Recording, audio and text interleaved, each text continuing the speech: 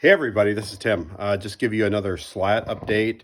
I posted a rather long update yesterday, just kind of what's going on, but it's been some interesting progress in the last day, and I thought people will be interested in seeing it. Now, if you enjoy my videos, go ahead and like and share. If you don't like my videos, nobody likes your negativity. Just keep it to yourself.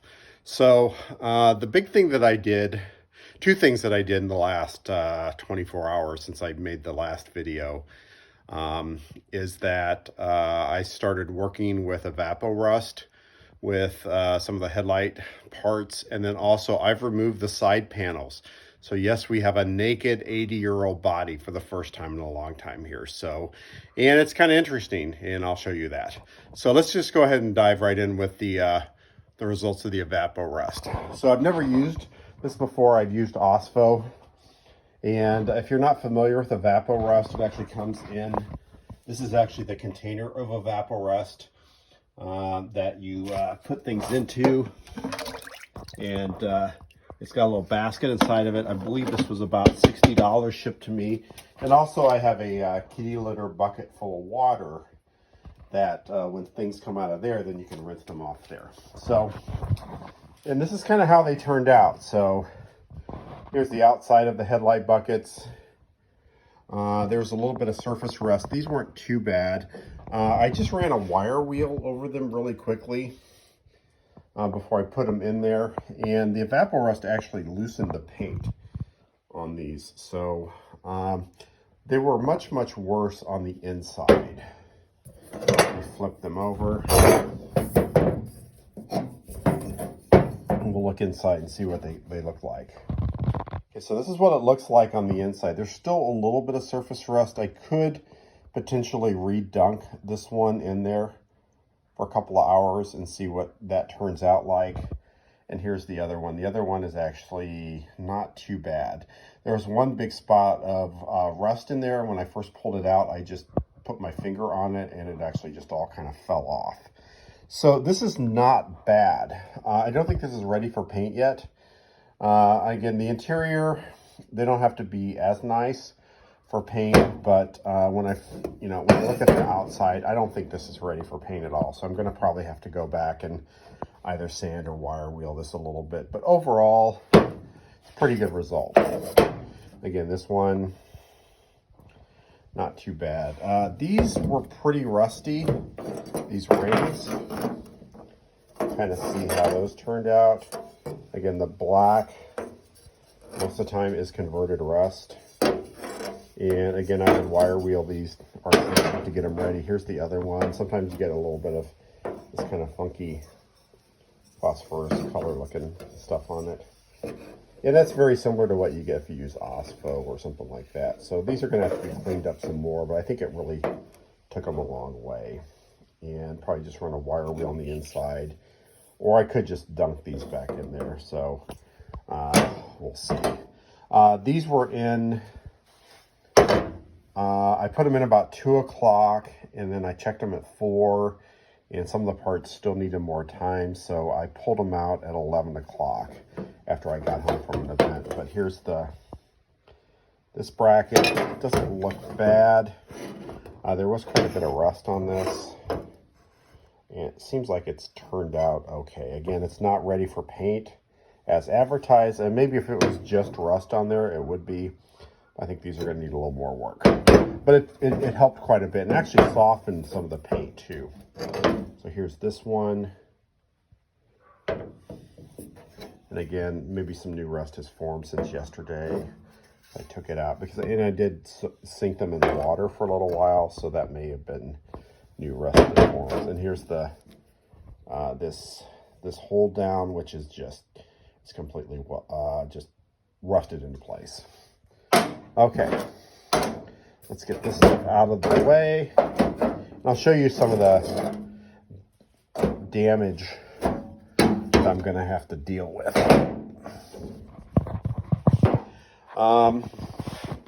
Again, this is where the blackout light was located, and it all rusted underneath there. So this is on the driver's side. I'm pretty sure that the driver's side actually stayed out in the weather and got most of the rain and things like that from the types of damage that I've seen.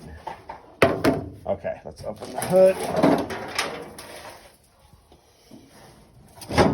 And let me get my light situated.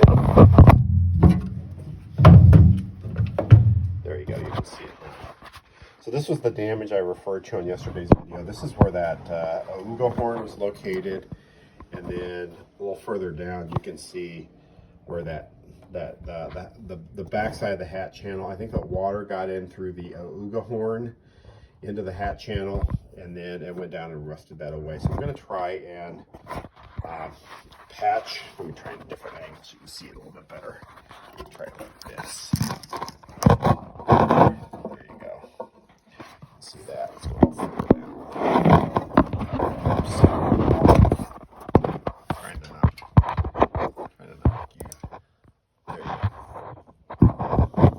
There you go. There it is. You can kind of see some of the damage down there. It's pretty extensive. So again, that is on the hat channel on the side fender. Okay, I'm going to set this down for a second.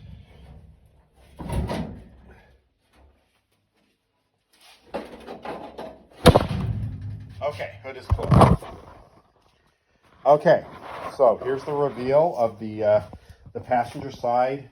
I cut all the spot welds, or the pop rivets that were on there, and then pulled the panel off. So here we go. This is what it looks like, revealed for the first time in forever. So, and you can see why the panels were put on there and where the panels were located. They were just pop riveted on there. So I cut the heads. The panel is down there, pretty much where it fell. A lot of dirt and crud fell out. In fact, that's, you can make out that pile, but that's the pile of dirt. So it looks like about half of that, maybe up to about here, is probably good metal. And then below that, you can see why there's no step. I think that rusted out. The step probably fell off, so they just welded a panel. And I think there's a little bit of weld holding the fender on. So I'm probably gonna have to cut down that line to get the fender off. And I'll find that out when I take the fender off. Again, here at the at this joint, again, there's another hole there. But I think really as you get further back, the steel is probably okay. It just needs to be straightened. There's a little bit of a dent here. And then this is the back corner, what it looks like. Again, this steel's all pretty good. You can see where the reflector, see the outline of that right in here. And the grab handle was there. And then this corner's been kind of beat to crap. There's a big dent located like right here, and there's another big one right here. And then there's a big dent right here. And then that's where the tail light was located. And then there's another hole right there. So this tailgate has been beat to crap. So could probably be straightened. The question is it economical to do that, and will it end up with a good result? So I'm going to go ahead and set the camera down for just a second and move the Jeep over so we can get a better view of the other side of it. So bear with me. I'm going to have to do this 2 more times.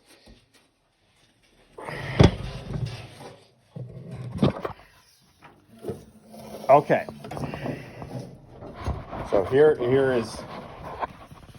the other side. This would be the driver's side corner. Back up a little bit, give you a little perspective. Here's the Willys markings right here.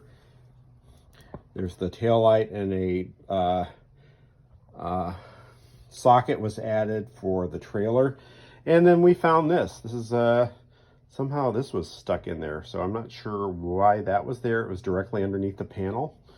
It's kind of weird. This corner has got a big dent in it, and actually, open this up. You can see it pretty much rusted out down the toolbox bottom line. If you look on the outside, that's pretty much where it parallels. And over here, this is where the tail light was mounted, and there's a little guard there.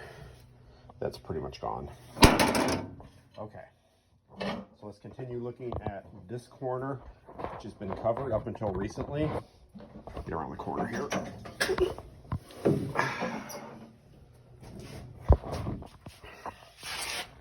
And as you can see, when you get into the covered section, you can kind of see the holes. Again, that basically parallels the toolbox floor line. So we'll have to see what we're going to do with that section. Okay, so now what I'm going to do is I need to go around all the way around to the other side of the Jeep to get where the driver's indentations are. So just give me a second. I've got to do some movement and some shoving here. Okay, move the Jeep over. Okay, let's go around to the front, and then we'll shove this one more time.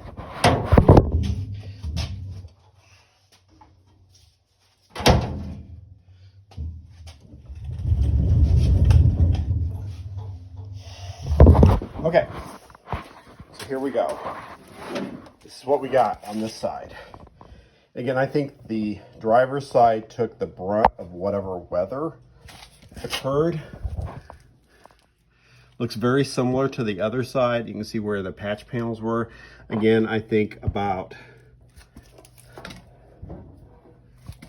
there's good steel basically in the top indentation, but the bottom indentation is pretty much toast. And also the sump is gone. I need a little more cord here. Okay, and this is when you get over to back over in here, it's basically just kind of gone. And of course there's the fuel filler that's been added. So there's probably good steel. So the question is, do you need to replace the whole thing or just the bottom part of it? And I guess that'll be determined. So anyway, that's the update. Exposed for the first time in decades. And this is kind of what I'm going to be dealing with. So it's exciting, and it also, you know, sort of frames the challenges. So it's going to be interesting. So that's it. I'll see you on the next one.